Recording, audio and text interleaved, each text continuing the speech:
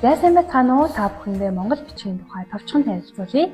Монгол үсгийн урлаг нь Монгол бичигт голлон суурилсан байдаг. Чингис хааны үеэс эхлэн төрийн бичиг болгон ашиглаж ирсэн мөн гадаад дотоодод илгээсэн захидал, зарлиг, түүхэн их сурвалжуудыг уран сайхан бичсэн байдаг. Мөн 2013 онд Монгол уран бичлэг нь ЮНЕСКОгийн яаралтай хамгаалах биет бус өвд бүртгэгдсэн түүхэн үйл явдал болсон юм. Үсгийн урлаг нь зөвхөн бичиг бус, соёл, сэтгэлгээ, гооцоо урлаг байдаг.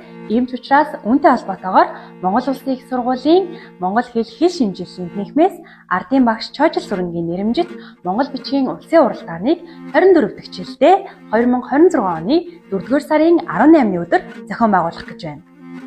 Өв соёлоо өвлөж, үндэсний бичгээ эрхэмлэе. Монгол бичиг бол бидний түүх, оюун санаа, үндэсний дархлаа юм. Тэм учраас та бүхнийг үндэснийхээ үнэт өвийг түгээн дэлгэрүүлэх энэхүү уралдаанд өргөнөөр оролцож, өөрийн мэдлэг чадвараа сорихыг уриалж байна. Нэг зүйлийг нэмж хэлэхэд бүртгэл Монгол Улсын их сургуулийн 2-р байрны 301, 305 тоотой хэмт 4 сарын 10-ны 17 цаг хүртэл үргэлжлэн мөн цахимаар бүртгүүлэх боломжтой доор харагдаж байгаа холбоосоор бүртгүүлээрэй. Амжилт хүсье.